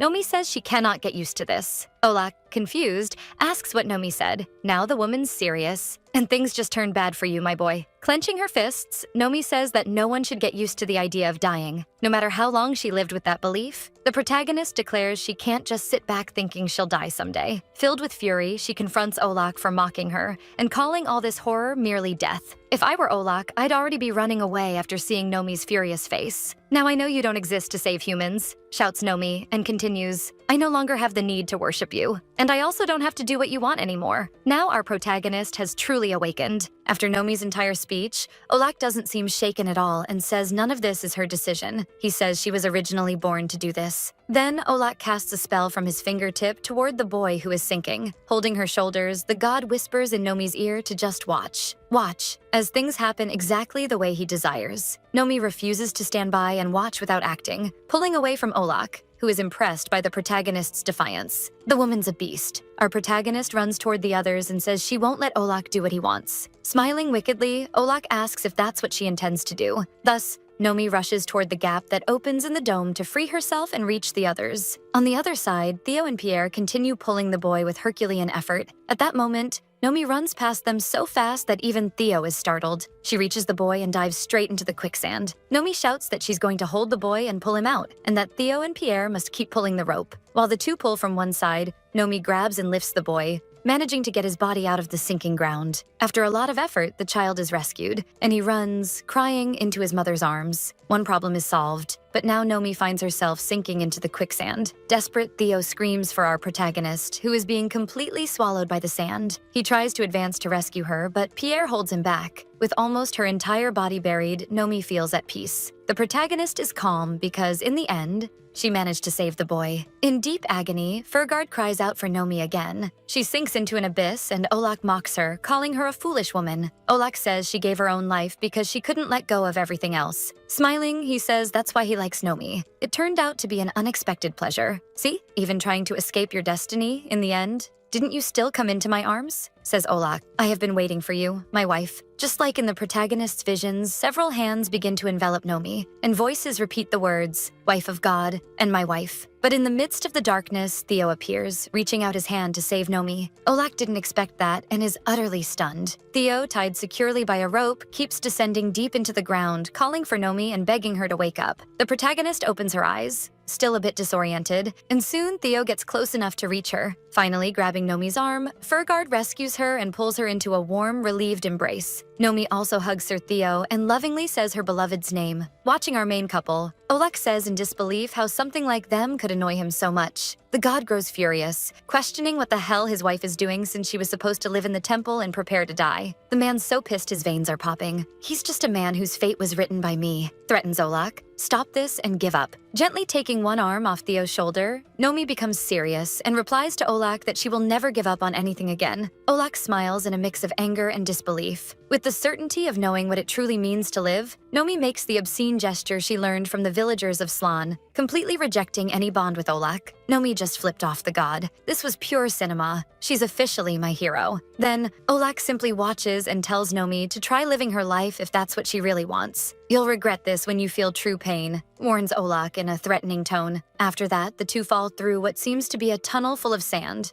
asking each other if they're okay. Nomi, worried, asks what could have happened if Theo had really died. Theo replies that he'll tell her what he was thinking when he jumped so recklessly like that. Furgard says he even thought his funeral would be held in the capital. But despite everything, Nomi sees that they've finally found water. In the most unlikely situation possible, the protagonist remembers that this water is the same one she saw in her visions. Suddenly, Nomi falls to her knees on the ground, and Theo, worried, asks if she's okay. With slightly trembling hands, the prophetess expresses that this is a relief. She turns to Theo and says, smiling, that they finally did it. Our protagonist is so adorable. Then Nomi begins to smile, reflecting that Olak was wrong because no one had to die for them to find water. What she sees isn't a single predetermined future. Tears stream down her face as she realizes that humans are not mere puppets of God. In a surge of deep emotion, Nomi comes to understand that she will no longer live as a sacrifice. Theo approaches and gently places his hand on her back. Then, kneeling down, he wraps her in a tender, affectionate embrace. While Nomi cries her heart out, Theo keeps comforting her and tells her to call the rest of the people. Time passes, and we see Pierre using a contraption to draw water from the ground. Pierre starts turning until a jet of water bursts from the earth. Feeling the droplets fall on her, Nomi smiles because they've succeeded in their mission. Soon, Pierre comments that Nomi is an incredible woman because she even made Theo Furgard make history. He says he's only seen Theo act so recklessly a couple of times. Theo replies that he did all this because he knew he wouldn't die. So Pierre asks with a hint of irony if he knew that because of Nomi's prophecy. Our noble merchant thinks that's exactly how it should be. He did something so crazy because he had a reason to do it. She's that reason, Theo admits to himself. Trying to hide his feelings, Theo tells Pierre that it's only natural. If not for her, he wouldn't have even started the journey. And Pierre comments that Nomi is amazing. Just the fact that she made Theo believe in her prophecies is already worth the praise. Then Pierre continues saying that he was wrong about Theo's wife. I can't thank her because this place suffered so much because of the temple. Instead, I must apologize. The redhead asks forgiveness for the misunderstanding and for the harsh words he said. Crossing his arms, Theo reflects that Pierre knows how to apologize really well, but he's doing it in front of the prophetess's husband. Approaching the protagonist, a couple of villagers call out to her. Suddenly, the lady puts a cloak over Nomi, and she's a little surprised by the woman's sudden gesture. The woman thanks Nomi because, thanks to her,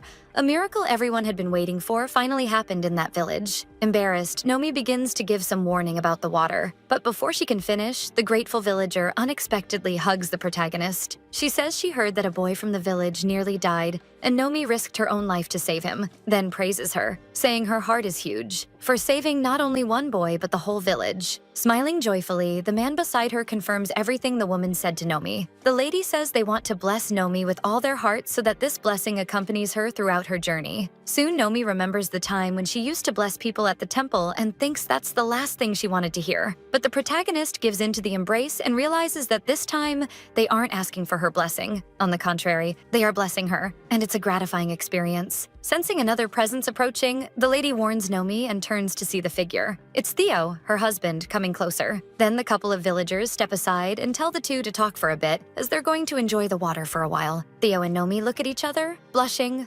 awkward, trying to speak to one another but still flustered. Furgard apologizes, and Nomi replies that it's okay. They just spoke at the same time. The noble sailor says that's not what he meant, but remembers he told Nomi she couldn't do anything, and he admits he was deeply wrong about that. Theo says he simply wanted Nomi to feel comfortable about her past, that he didn't want her to feel guilty about anything, which is why he said such cowardly words to her. Holding Theo's arm, Nomi exclaims that she did the same thing. The protagonist reminds Theo that she said he thought the same way as the clerics. But you, Sir Theo, are the complete opposite of that. You're a man who knows how to be grateful when you need my help. She continues, saying she was angry with herself at that moment, and that's why she said such harsh things to Theo, and she apologizes for it. Likewise, Theo says that's exactly what he wanted to tell her. I'm sorry, and thank you for everything. They're so lovely. Nomi sees several fruits, provisions, and even 2 camels, and asks if Pierre is really giving all that to her and Theo. Pierre says he even had to stop the villagers from cutting down palm trees to give to them. Theo asks if they're supposed to carry all that. Then Pierre replies that they have a long road ahead, so they should take plenty for the journey. Petting the camel, Pierre assures them that the animal is very strong. Theo answers that he's not talking about the camel. He's worried about himself, about how he's going to manage. Pierre gives a thumbs up,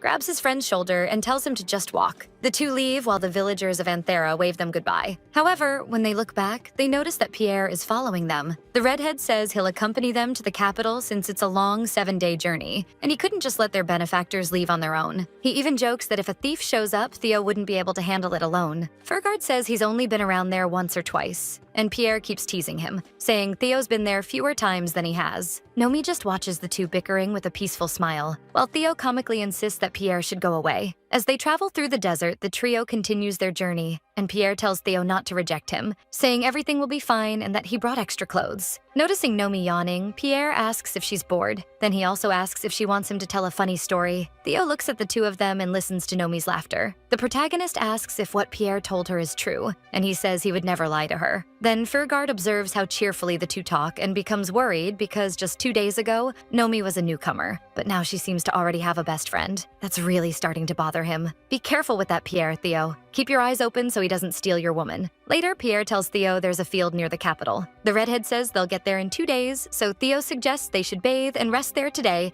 since it's a good place to stay. Pierre agrees it's a nice place, except for the snakes that often show up. But he says not to worry because he can hear the snakes' sounds from quite a distance. Then he tells Nomi to let him know if she happens to see any snakes, and our protagonist simply replies that she will. Meanwhile, Theo watches and doesn't like it one bit. Stop flirting with another man's wife, kid. After finding a good spot to rest, they stop the camels and start unloading the supplies. Nomi walks past Theo, helping organize the baggage too. While Pierre finishes setting up the tent for them to spend the night, Nomi tries to open one of the supply bags with great difficulty. Theo, ever the gentleman, takes the small package from her and opens it with a bit more ease. He hands the bag back to Nomi and she thanks him for the help. After that, the protagonist takes the same package into the finished tent, but can't open it because her hands are full. Then Theo shows up to help her again, and she thanks him once more. The protagonist stares at Theo with a strange expression. Nomi moves on to the next task and starts cutting small logs for firewood. Seeing the situation, Theo knows his companion will end up hurting herself if she keeps chopping that way. He goes to help Nomi, but Pierre steps in first and teaches her the proper way to hold the axe for chopping wood. Our protagonist witnesses this scene, which reminds her of something. Pierre says it's tough to do at first for someone who's never chopped wood before, but it gets easier with time. Then Nomi interrupts him to talk about something else. Nomi tells Pierre to take a good look at what they're doing right now. The redhead doesn't quite understand what she means by that. Then Nomi, with all her innocence and naivety,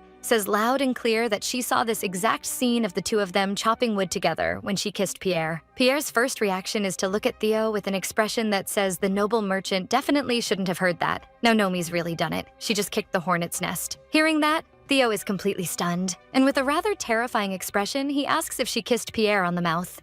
Oh, I knew this was going to blow up sooner or later. Get ready for the drama that's coming. At that moment, Nomi realizes that Theo wasn't aware of what had happened between her and Pierre. Pierre becomes completely embarrassed and tries to explain the situation, saying that the kiss was so Nomi could perform her vision, and that it wasn't a romantic kiss or anything like that. Theo isn't in the mood to talk and says that's enough of that explanation. He's going to the lake. He looks back at the two of them and emphasizes that he's going there alone. Pierre can only think that he's screwed because of this situation. Night is about to fall, and Theo is bathing alone in the lake at sunset. He reflects on everything and realizes that Nomi is a woman who doesn't hesitate to make some pretty absurd requests. She really is a little crazy. Instead of asking him for a kiss, Nomi asked for the two of them to sleep together, in her own way. But hey, it counts, right? But he remembers that all of that happened before they even made the marriage proposal and splashing water on his face. He tells himself he shouldn't have these kinds of feelings or act this way, since their marriage is fake. Upset, he admits that they're just a contract couple where each gets something out of it. It's not a pure relationship where two people share love and feelings. He says that what he truly wants is the inheritance, not a marriage. He slaps the lake in frustration,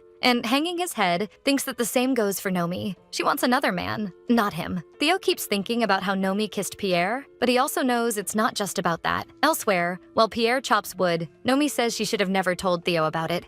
Is our Nomi really that innocent? But sensibly, Pierre says Nomi should apologize, because kissing and hiding it is something that makes things look really bad for him. Then Nomi asks if she should explain that they only kissed so she could see the prophecies. Pierre knows Theo probably won't listen to that. A kiss is still a kiss in the end. Nomi doesn't quite get it and looks at Pierre a bit confused. Soon, the two are staring at each other, not really understanding one another. Then Pierre says that a kiss is for people who love each other. Nomi questions that, and Pierre replies that it's for people like her and Theo. They love each other. With genuine curiosity, Nomi asks if she and Theo are in love. Pierre retorts that she should know that. It was Nomi who got involved with Theo and ran away with him out of love. Our protagonist still doesn't understand what Pierre is trying to say. The redhead tries to explain that it happens when she gets curious, wants to be with him, wants to learn more about him, wants to hug and touch him. And when she does touch him, she'll feel her heart like it's about to explode. He asks if she feels that way with Theo and says that's why they decided to get married. The protagonist stops and thinks for a moment, then says she needs to find Sir Theo, and Pierre just sighs, looking completely defeated. She walks toward the lake and starts reflecting on Pierre's words, wondering if she's curious. She recalls her conversations with Theo on the ship and realizes that she wants to know him better and spend time with him. She remembers Theo helping her off the horse and admits that she wants to hug him. The protagonist wants to touch him, and when she actually does, she feels like her heart is going to explode. That's so beautiful. I'm holding back tears here. Theo, listen to her, for God's sake. She stops and understands that this is love. Finding Theo bathing in the lake, Nomi has a deeply surprised expression. She observes Theo more closely, and the feeling becomes more and more genuine. Nomi has realized that life isn't just temples and white flowers. After standing there in a bit of a trance, Nomi calls out to Theo. The protagonist walks closer, and Theo wasn't expecting anyone to show up there. Fairguard notices Nomi and becomes mortified by the situation. He tells Nomi to wait and not come closer, but she doesn't understand why. Then Balan sees Theo's clothes lying on the shore and instantly understands the reason. Covering her eyes in embarrassment, Nomi explains that she didn't know he was naked, so Theo says he was washing up, and then asks what happened for her to suddenly show up. Thus, Nomi says, "There's something I need to tell you. I was thinking, if there is love between us, Sir Theo." Alone, Pierre warms a small lizard over the fire and starts reflecting on how it's possible for a woman to leave everything behind for love. At that moment, he remembers Nomi asking if she and Theo were in love with each other. Looking toward the horizon, Pierre thinks that he doesn't really understand what love truly means. But something happens that catches Pierre's attention, and he turns his head to see what's going on. A horse is right behind him, panicked, about to trample him completely. The animal strikes hard, but Pierre is faster and manages to dodge the attack. Crouching down, he tries to calm the horse, which continues to thrash around in agitation. Pierre turns and finds a snake attacking his camels. He panics because he couldn't track the snake and had no idea it was there. The redhead grabs a piece of wood and charges at the snake to kill it. Back with Nomi, Theo asks what she just said. The protagonist asks again if there is love between them. She says she's confused because she feels strange after kissing another person and wants to know if there is love between her and Theo. Theo is clearly thoughtful about the question and still doesn't understand his own feelings, since they're only in a loveless relationship. But Theo ends up misinterpreting the situation, thinking Nomi is just trying to justify the kiss she gave Pierre, and that he has no right to be angry with her. Then Theo coldly answers that there is no love between them, that they only have a contractual relationship. He then asks if that's what she wanted to hear, and if she's satisfied now, and Nomi says he's very upset. Theo replies that he's just surprised and that it's not something shocking. Then Nomi stammers a little, saying Pierre wanted to save his people. As he finishes dressing, Fairguard comments that they should at least maintain the duties of marriage even if their wedding is fake. The noble merchant says he doesn't want her to misunderstand him. "This may be difficult," says Theo, "but I'm nothing more than a tool. If you want to kiss me now and see whatever future you wish, I don't mind." Soon their lips start to draw closer, almost touching. Nomi closes her eyes but then pulls away and looks down with an expression of deep sadness. Despite trying to keep up his tough demeanor,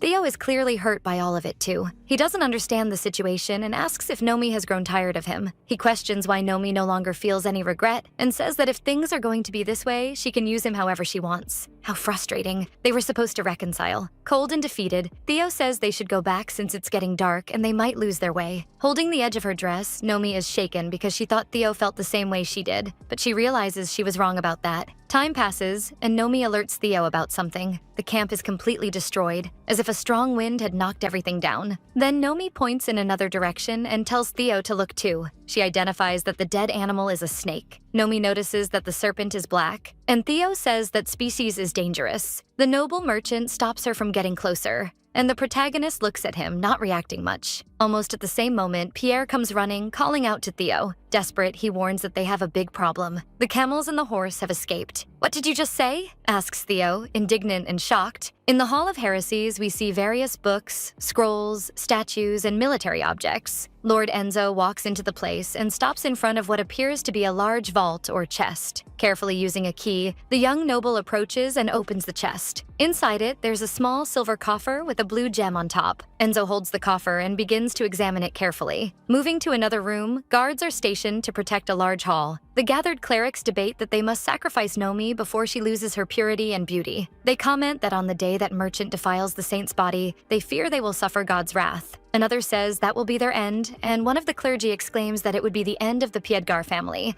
and that they should make all of this public. Furiously slamming the table, the high priest complains that those who want to bring back God's bride can't even keep their mouths shut, and indignantly asks who raised the idea of making this situation public. He asks if they want the public to think they can't take care of what is God's promise, and if by doing so they intend to ruin the temple's reputation with their own hands. The other immediately tries to justify himself, saying that's not what he meant. Enzo appears at the meeting and says he'll take it that way. The young noble says that the power of the god Olak is immense, and they have followers spread throughout the nation, and news is already spreading among them. So he suggests using this situation to more easily locate the saint's whereabouts. He also recommends sending letters to all neighboring kingdoms in the archbishop's name. Enzo says they shouldn't send a message claiming a merchant kidnapped God's wife, since that would make the searches focus on the merchant. With that, they can increase the faith of followers from other nations. The archbishop replies that this will only make more rumors spread, but they don't have much choice except to sit and wait. Continuing the discussion, Enzo argues that while the faithful deal with those matters, they can play with the cards they have up their sleeve. Holding the small coffer from before, he mentions the sinners. The clerics are shocked when Enzo says that name and ask where he got that. They exclaim that it's absurd,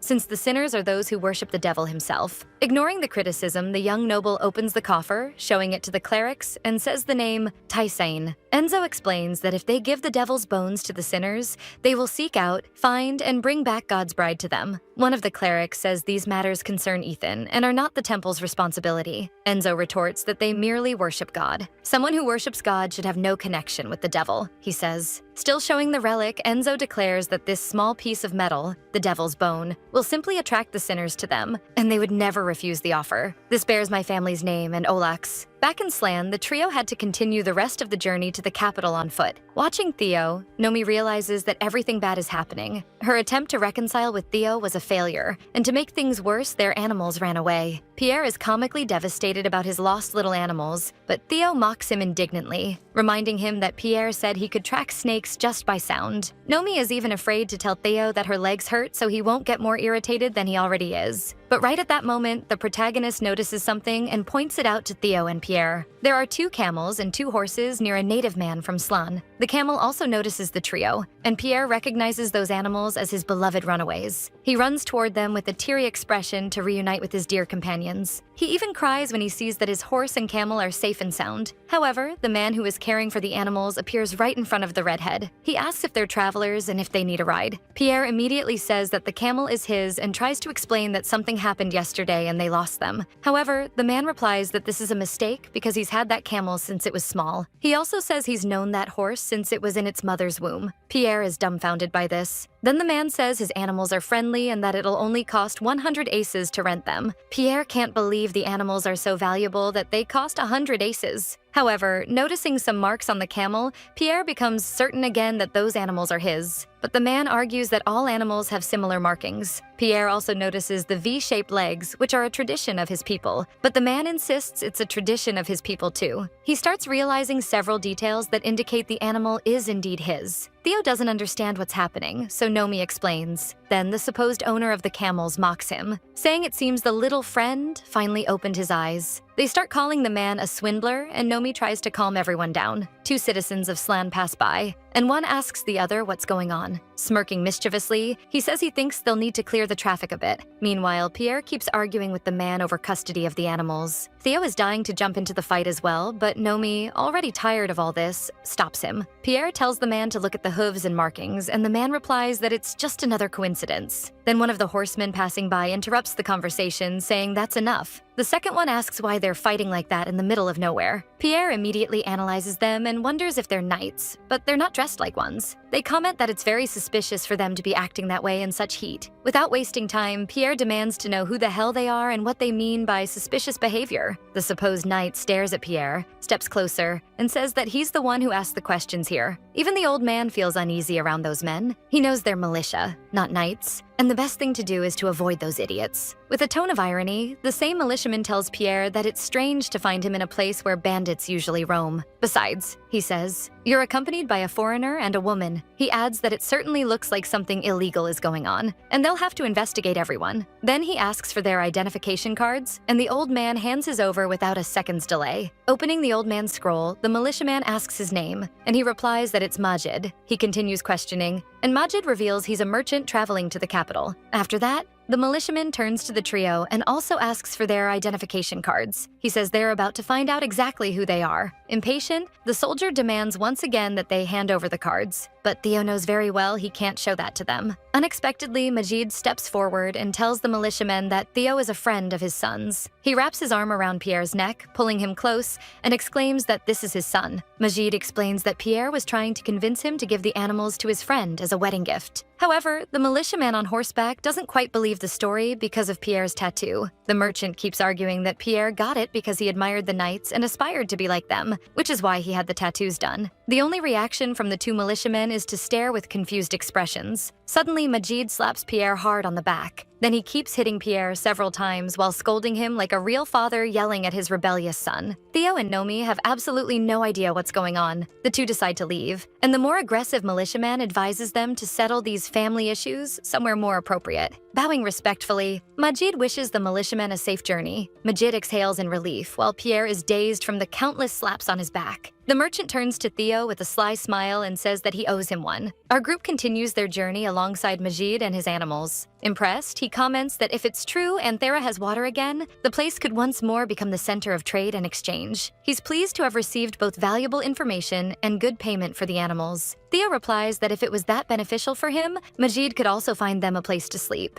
However, with a clever look, the merchant says he still has a few more questions to ask. Staring at Pierre, he asks how long he served as a knight. Majid observes the redhead's tattoo and says it looks genuinely authentic. Pierre then replies that he was a knight for 10 years and that it's been 2 since he decided to return home. The merchant says that much has changed since then. Not only is the emblem different now, but the knights themselves have changed. Hearing that, Theo asks how the knights have changed, and Majid explains that things went downhill when the palace began granting knighthood titles to whoever offered the highest bid. He says those men from earlier bought their titles, which is why they go around acting like true royal knights. Many people have been captured by that kind and never returned. Majid continues, saying there are rumors that they're even involved in human trafficking. Theo immediately realizes what those men's intentions were, and Majid adds that they can't be sure whether those men would have actually escorted them to the palace or sold them off. He then explains that the capital is a place where many merchants and traders gather, but it has turned into a lawless zone. Nomi thinks the marriage must wait, while Theo knows they must stay on guard. Pierre thanks Majid for his help, and the man says things would have gone badly for him too if they had been caught, admitting that they would have seized Pierre's animals that he found on the road. Furious, the redhead exclaims that he knew he was right all along and demands to have back what they gave Majid, but the merchant replies that he can't return the information he received. Pierre calls him a thief, and Majid retorts that he's more of a savior. While Pierre wants to strangle Majid, the merchant shows the travelers the place where they'll spend the night. He welcomes the trio, and Nomi looks around with great admiration. "This is my home. We travel wherever the clouds take us." We go inside the caravan where we see a cheerful and lively atmosphere. The place seems so pleasant that even Nomi and Pierre have already become familiar with the people there. But Theo, serious and analytical as always, asks Majid if it's really okay for them to spend the night there, if they don't need to ask the tribe chief or anything like that. Majid answers that for one night, they don't need to. The merchant explains that they travel through the regions buying and selling various goods and trading with foreigners, so they meet many people, and the chief can't greet everyone. However, whispering into Theo's ear, Majid confesses that there is someone in the caravan who truly holds power. At that moment, Theo hears someone yelling at another person, saying what she did was terrible. Furgard turns and sees a woman arguing with a man, calling him brainless and saying he shouldn't even be married with that level of stupidity. Majid says that's the person with power in the village. Her name is Kapi, the youngest daughter of the tribe's chief. She keeps shouting at the man, saying he can't do anything without her. And surprisingly, that gentleman next to her is the village chief himself. In one of the tents, some girls ask Nomi who hers is, and clearly she doesn't understand what they mean by that. They're talking about the men who came with her and ask which one is her partner. Nomi asks if they mean Theo, and the others get excited, saying even his name sounds handsome. But something intrigues Nomi. She notices she still calls Theo, Sir Theo. Snapping out of her thoughts, she turns back to the girls and confidently says that the most handsome one is Theo. They're impressed by the compliment and find her attitude very romantic. Then another girl appears and asks if that tall, red-haired guy is single. She smiles and tells Nomi she doesn't need to be so proper and polite among them. The girls keep chatting and ask Nomi how long she and Theo have been together, if they're at the start of their relationship or have known each other for a while. The protagonist answers that they're married but just haven't held the ceremony yet. Overjoyed, the first girl freaks out because Nomi already received a proposal. The second asks if Theo proposed on his knees, and the third wants to know if they've done it. Curious, Nomi asks what it is, and the redhead replies that it's what partners do at night. On the first night, she adds mischievously. Then the protagonist asks if she's talking about when a man and woman spend the night together, and winking slyly, the redhead clarifies that it's when they do that in bed. I'll give them just a few more minutes before they stop these spicy conversations. Soon, the protagonist becomes a bit thoughtful. Our prophetess remembers the first time she spent the night with Theo, but doesn't know if it counts since it was all fake. Before she can even answer, the mischievous redhead comments that Nomi seems to be thinking about something. She gets very close to Nomi's ear and whispers that on the first night of marriage, man and woman stay together. And do. Censored by YouTube. Nomi's expression changes instantly when she hears the censored word. Continuing the juicy topic, the redhead says that while they're doing it, it feels like they're having an almost out-of-body experience. In the end, she asks if that's what Nomi did. Nomi turns completely red and is left speechless after learning all that. Adding more fuel to the fire, the redhead keeps asking if she and Theo, and insists she's sure they did. Oh boy. Covering her face in embarrassment, the protagonist exclaims that they've never done anything like that. Not satisfied, the young woman keeps pressing Nomi, saying she shouldn't deny it because they're newlyweds. And that's the best part. At that moment, the protagonist understands why Theo acted the way he did that night in her mansion. All the girls laugh at Nomi's blushing face, and she says she doesn't know, but she confesses that Theo is angry and isn't talking to her right now. When Nomi shares this problem, the girls change their tone and ask why. Nomi then admits that she kissed another man. Their reaction was priceless. The girls are so shocked that even the tent shakes. The first says Nomi isn't as innocent as she looks, the second is dumbfounded, and the third, the gossip, wants all the details. This is hilarious, but the redhead has some sense. She hits the third girl and says there's nothing good about that. Just look at Nomi's sad face. Suddenly, the short-haired girl points at Nomi. She asks if the protagonist wants Theo to forgive her, and Nomi answers yes. But Nomi thinks it's already too late and has no idea what to do. Giving her a thumbs up, the girl says not to worry because all she needs to do is call her. Nomi asks who exactly she is. Then the redhead looks to the side and asks if the girl who was hiding over there heard them. She's the queen of broken hearts and knows men very well. Thus, the woman stares and smiles mischievously. After all that conversation, night falls, and Theo approaches an illuminated tent. Carefully, he opens the tent and calls Nomi, saying that her bed, but before he can finish the sentence, Furgard finds the women sitting in a circle with Nomi hiding her face. That looks creepy. I'd be running away. Theo finishes saying that her bed is ready and watches the situation, a bit confused, while Nomi, blushing, is dressed up for whatever the girls have planned. The girls get excited simply because Theo said our bed. Then the redhead asks what Nomi is doing and literally gives her a little push to go do what she needs to do. Nomi approaches Theo, and even then, the girls keep teasing, saying that even though he's nervous, Theo came to fetch his bride, and that the two of them are perfect together. The protagonist looks one last time at the girls, and they all give her approving gestures. After that, Nomi leaves the tent with Theo, feeling very embarrassed. The two walk together, but Nomi is quite uncomfortable and confused, since she got a lot of information from the girls. She also thinks about how she's going to put everything she learned into practice. But now, let's go to the first night manual. As the first step, Nomi must ask him to sleep with her. We see a brief visualization of Nomi saying that tonight Theo won't escape. In step 2, Nomi should start undressing in front of Theo. And finally, in step 3, Nomi must simply throw herself on top of him. The girls blush deeply, and Nomi, even more embarrassed than all of them, says that this is too humiliating. Approaching her, the mistress of broken hearts appears and says it doesn't matter, because Nomi is married after all. She whispers in Nomi's ear that then Theo will do, and after that, she'll do. And in the end, they'll both do it together. The protagonist is only preparing herself for what she hasn't done before. Nomi remembers all this and turns redder than a tomato. Looking at Theo, she thinks she's so embarrassed that she can't even look him in the eye. She knows exactly what she should say but doesn't have the courage to actually do it. Then Theo says he chose to sleep there that night because it'll be easy to remember where the tent is due to its color. Noticing Nomi's odd behavior, Theo asks if she's all right. He wonders if she has a fever since her face is so red. However, the protagonist replies that she's fine. He then offers Nomi a basket, and she asks what it is. Showing what's inside, Theo says they're more comfortable clothes that she'll probably need during the night. Furgard also says there's a bit of food in there for her too. Blushing, Nomi thinks Theo did all that for her, even though he's still very angry. Raising his hand to his neck, Sir Theo also seems a bit embarrassed, then turns and wishes her goodnight. But at that very moment, he hears an apology from Nomi. She says that since she's going to be his wife,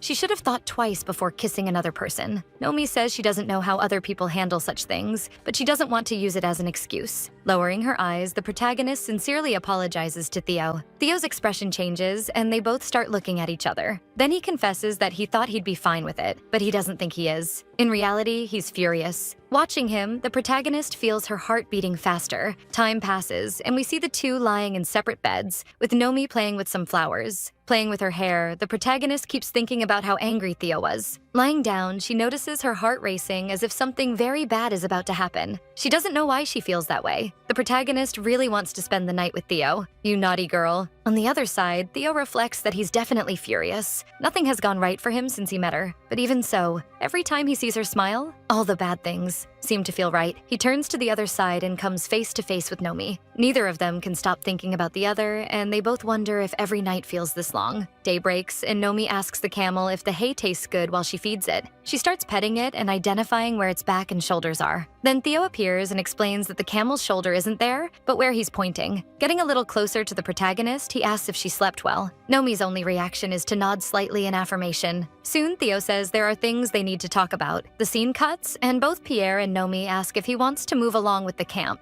Theo explains that they'll accompany the merchants to the capital since there's also the militia around, and it seems that Slayn isn't a place where they can just wander freely. So for Theo, it's safer to go to the city with those who know the area well. They'll blend in among them and enter the capital. But Pierre interrupts Theo's reasoning and questions whether these merchants are really trustworthy. Furgard simply replies that if Pierre is still alive and slept well, it's because they're trustworthy. However, Pierre gets worried because Majid will probably charge them for it, and they have no money left. Pierre then says they only need to convince one person, the one who truly leads them. That is Capi. Theo says he's been observing the tribe, and it seems that woman is the one who makes all the decisions. He remembers yesterday afternoon when Majid was about to ask Capi whether they should go to Anthera and talk with the chiefs there. Then she asked why and said her father would do whatever she told him to anyway. Capi said that Majid has a talent for dealing with annoying people. He even brought some foreigners there. Soon she noticed some girls gossiping about something and turned to see what the conversation was about. The first girl told the other that she received a necklace from her fiancé, even though she said she didn't need a wedding gift. And immediately Capi approached and ordered her to give the necklace to her. Capi said the necklace would look great on her, so she wanted it. Showing another necklace, the tribe chief's daughter said she would give that one in exchange. The young woman was outraged, but Capi said that cute little necklace suited her better. Holding the necklace with some hesitation, the young woman hears Capi again telling her to hand it over. Watching the chief's daughter, Theo notices that she came out victorious in every confrontation. After Theo's examples, Pierre asks what their plan will be. Furgard points to Pierre and asks if he isn't the best one to seduce her since he's single, and tells him to go and ask to accompany her. Pierre just replies that he hates being single. Theo retorts that then he should flirt with her wholeheartedly instead of kissing other men's wives. Then, more sincerely, he says that maybe Pierre could even find a wife there. Gesturing, Theo smiles and tells Pierre to follow through with the plan. Some time passes and Pierre returns. Theo asks if the strategy worked. Indignant, Pierre asks what Theo thinks happened. He says it's Theo's fault and that he's probably not her type. Grabbing Furgard's shoulder, Pierre tells him that she wants to talk to him. Nomi gets worried, but Theo tells her not to be. Theo is a great negotiator. Then the two face each other, and Capi asks if they wish to travel with them to the capital. She lightly touches her chin and asks what kind of business they have there. Theo answers that he's going to get married, and Capi asks if it's to the silver-haired woman. Furgard says yes. Then she asks if his type is princesses and says he's more traditional than she expected. Watching her, Theo thinks that the one acting like a princess is her. Then Capi slams her hand on the table and says they should start with a traditional greeting. Capi says greetings are usually done before entering the tent. Leaving, Capi also tells Theo to go outside the tent. Theo gets annoyed, but Capi says that if he's asking her for a favor, they should at least greet each other properly. She asks if he knows the traditional greeting of Slan. Furgard knows she wants them to touch cheeks.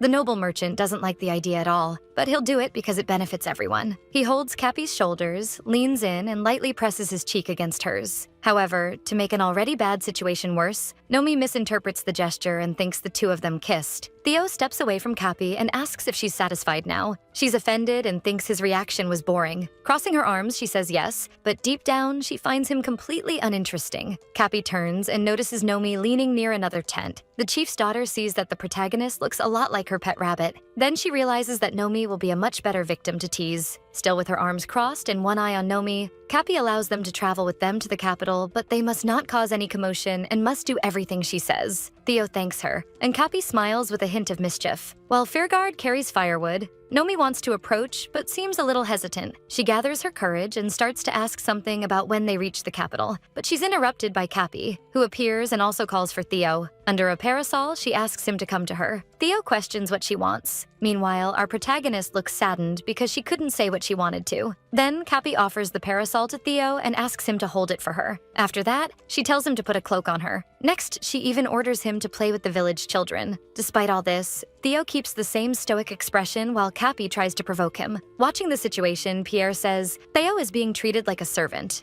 and that people will think he owes her something. He continues saying Theo is doing too much to please Cappy, so Nomi asks if he doesn't think Theo is going much further than he should. The protagonist, tearful, says she didn't even have a chance to talk to Theo and wonders if they really should travel with those merchants. Almost in tears, Nomi confesses that it feels like something very bad is going to happen between the two of them. She covers her face with her hands and says it makes her so furious and worried, and the situation is really frustrating. She says she's never felt like this before, and tells Pierre that this is being very difficult for her. At that moment, Pierre feels regret for having joined them on this journey, but looking at her in that state, Pierre realizes he was reckless, because even though Nomi is a holy woman adored by everyone, he didn't know that she could also laugh, cry, and even feel jealous. Pierre then explains that what she's feeling is jealousy, a feeling all men and women experience. He says he doesn't know if it's something to worry so much about, but he knows very well how she can feel better. He gently takes her hand and says they should have some fun. The scene cuts, and we see our protagonist blindfolded, asking what Pierre is doing. The redhead tells her to wait a moment because she'll need to listen very carefully. Then Pierre claps his hands and says she must pay close attention to the sound of the claps. Everyone keeps clapping,